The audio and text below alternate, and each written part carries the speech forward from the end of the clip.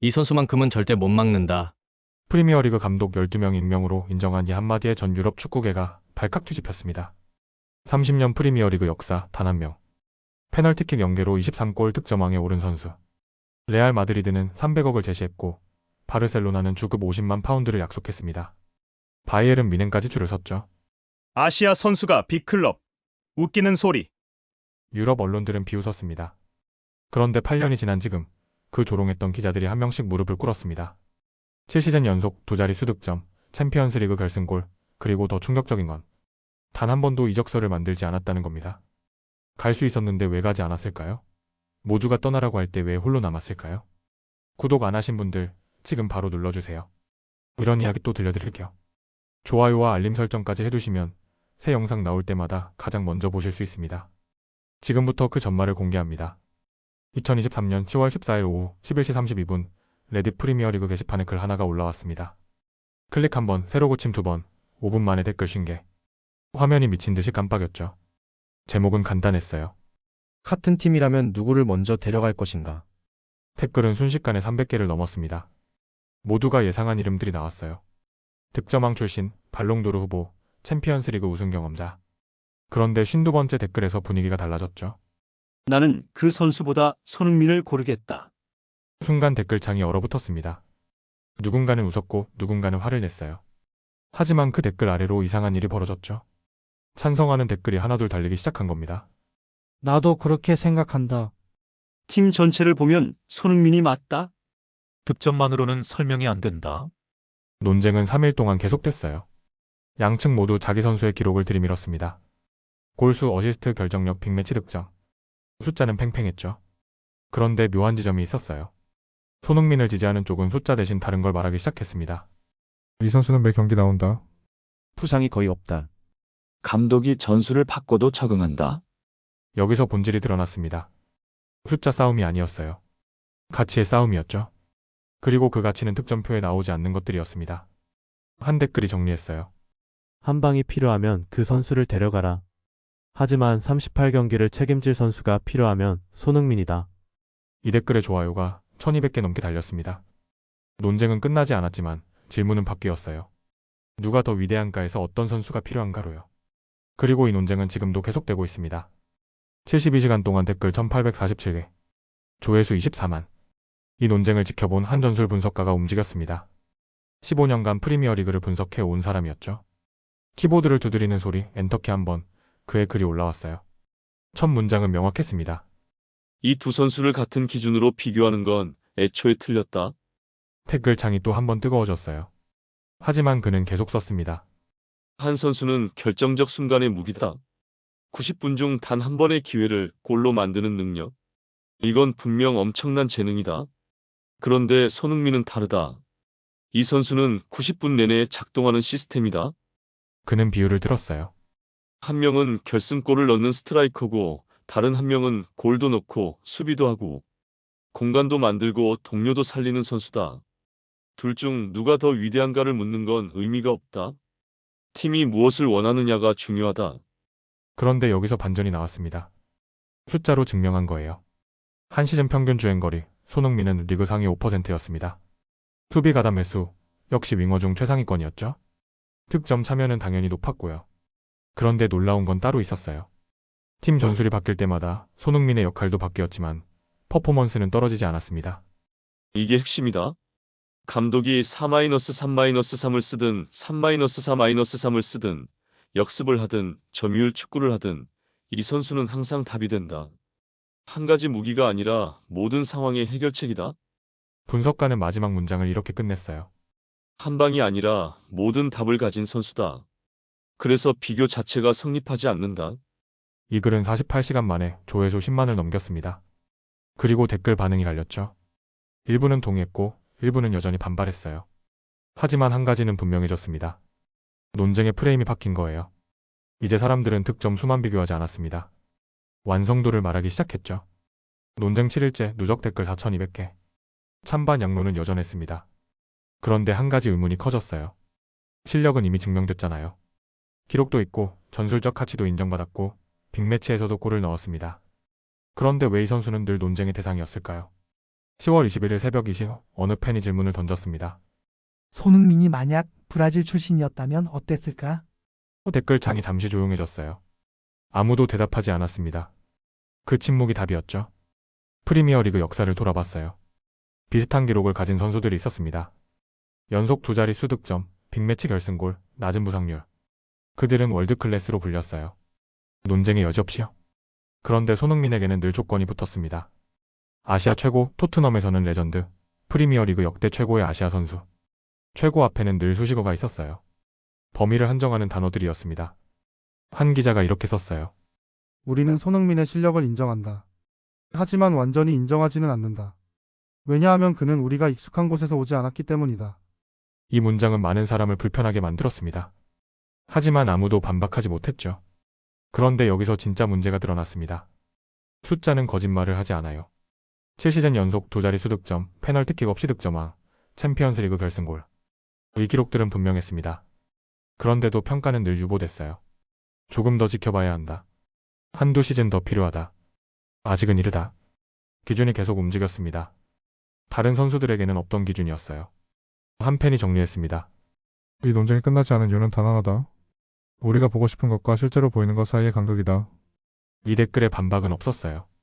찬성도 반대도 아닌 침묵만 있었습니다. 실력은 증명됐어요. 하지만 논쟁은 끝나지 않았습니다. 왜냐하면 이 논쟁은 애초에 실력에 관한 게 아니었으니까요. 논쟁이 길어질수록 한 가지가 분명해졌습니다. 말은 많았지만 기록은 하나였어요. 그래서 이번엔 숫자가 말하게 하겠습니다. 2021-22 시즌 프리미어리그 득점왕 23골. 페널티킥은 0개였습니다. 30년 역사상 단 한 명이었어요. 모든 골이 플레이 중에 나왔다는 겁니다. 세트피스 찬스가 아니라 90분 동안 뛰면서 만든 골이었죠? 여기서 하나 더 있습니다. 같은 시즌 주행거리, 경기당 평균 10.8km.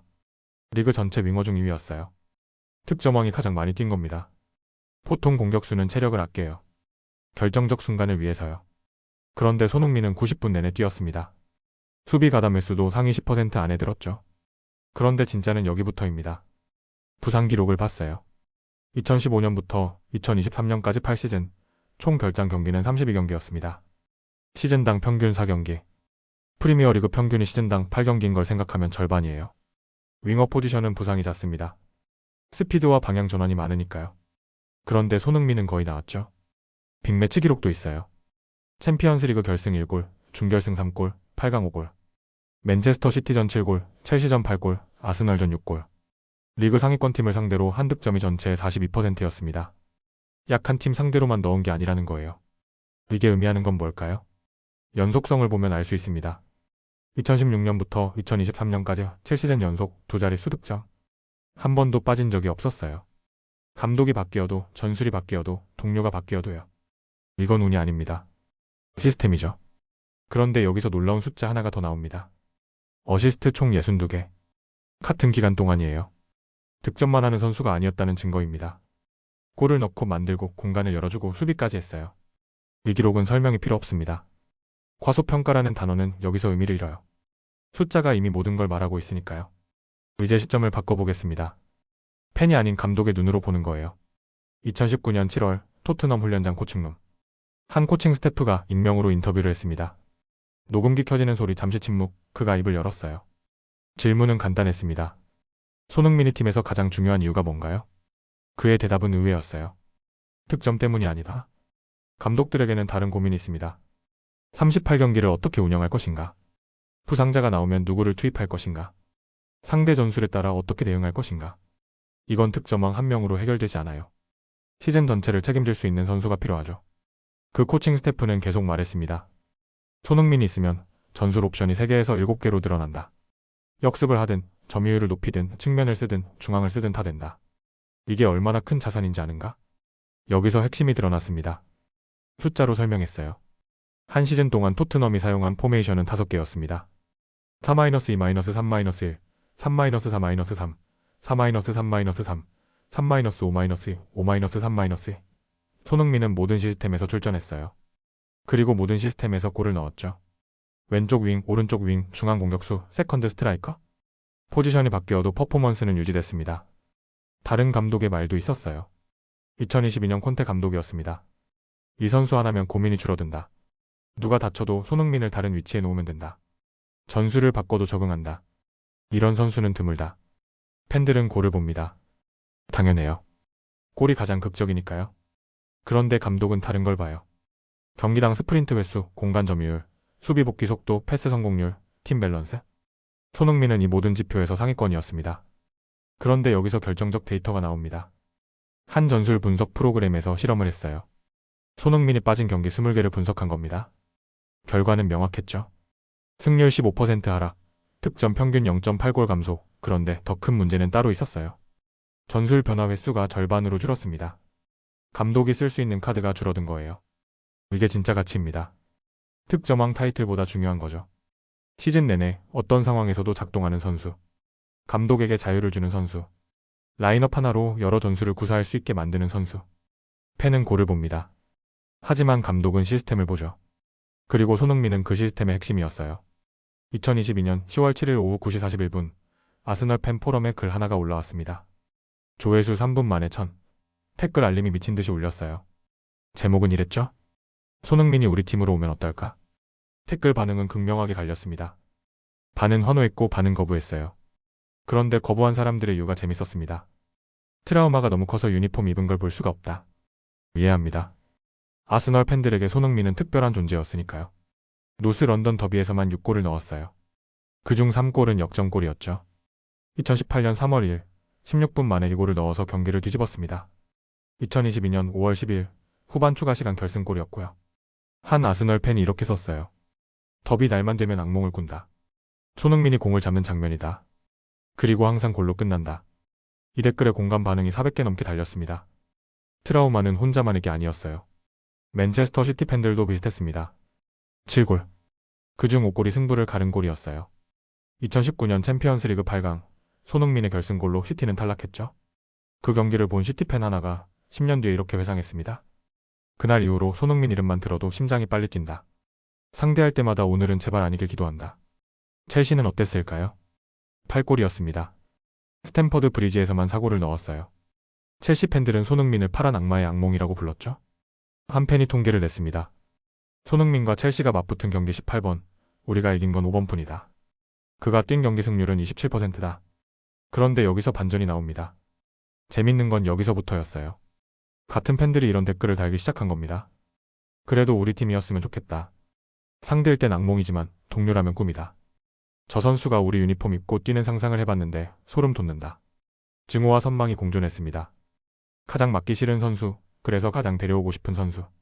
이게 손흥민이 상대 팬들에게 남긴 감정이었어요.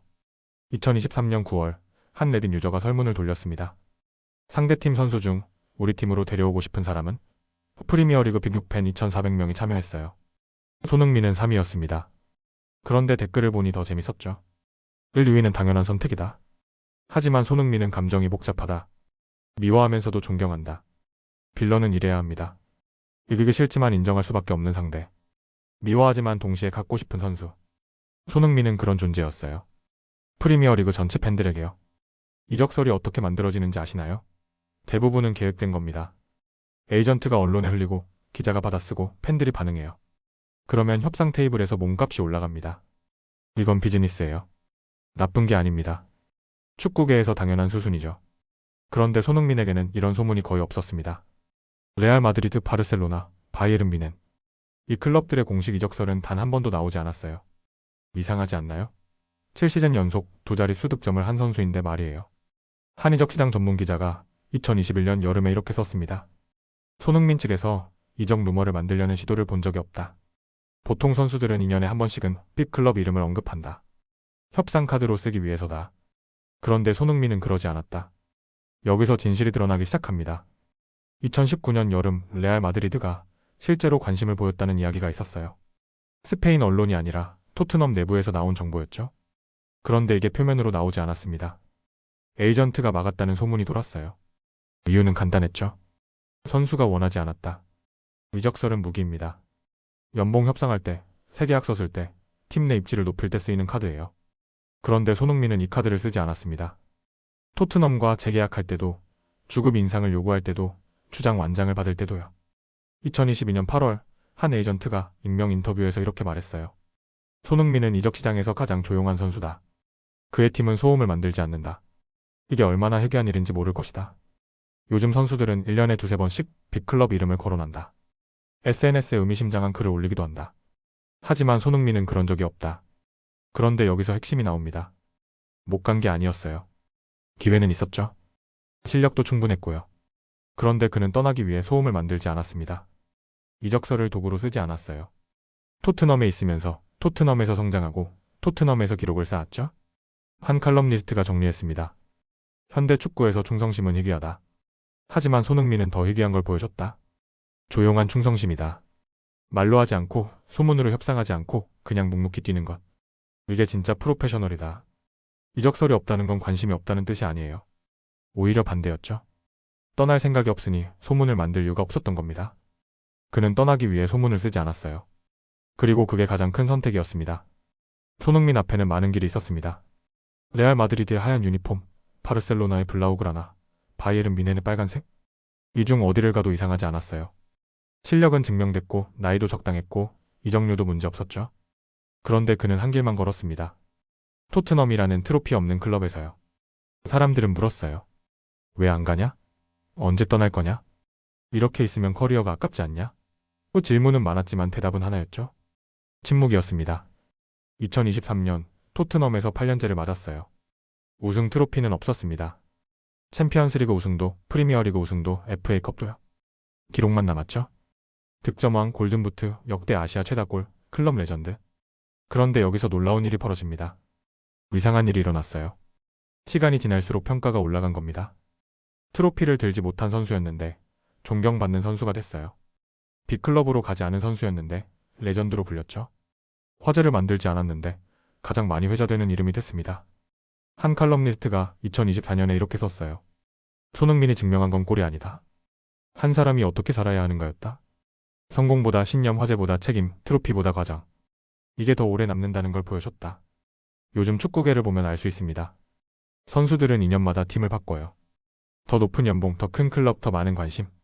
이게 나쁜 건 아니에요. 커리어를 위한 선택이니까요. 그런데 손흥민은 달랐죠. 그는 한 곳에 머물렀고 그 한 곳을 레전드로 만들었습니다. 갈 수 있었습니다. 충분히요. 그런데 가지 않았어요. 이게 더 어려운 선택이었죠. 떠나는 건 쉬워요. 새로운 곳에서 다시 시작하면 되니까요. 하지만 남는 건 어렵습니다. 같은 곳에서 계속 증명해야 하니까요. 그리고 여기서 진짜 의미가 드러납니다. 희소한 건 재능이 아니었습니다. 프리미어리그에는 재능 있는 선수가 많아요. 희소한 건 그 선택이었죠. 조용히 묵묵히 한 길을 걷는 선택. 소음 없이 자기 다리를 지키는 선택. 트로피보다 존경을 선택한 사람. 손흥민은 그렇게 살았습니다. 그리고 그 삶이 어떤 트로피보다 오래 기억될 겁니다. 여기까지 보셨는데 아직 구독 안 누르신 거 아니죠? 구독, 좋아요는 무료인데 누르면 제 기분은 100억짜리 됩니다. 알림까지 켜두시면 제가 문 앞에서 띵동하고 인사드릴지도 몰라요. 댓글은 사랑입니다. 꼭 남겨주세요.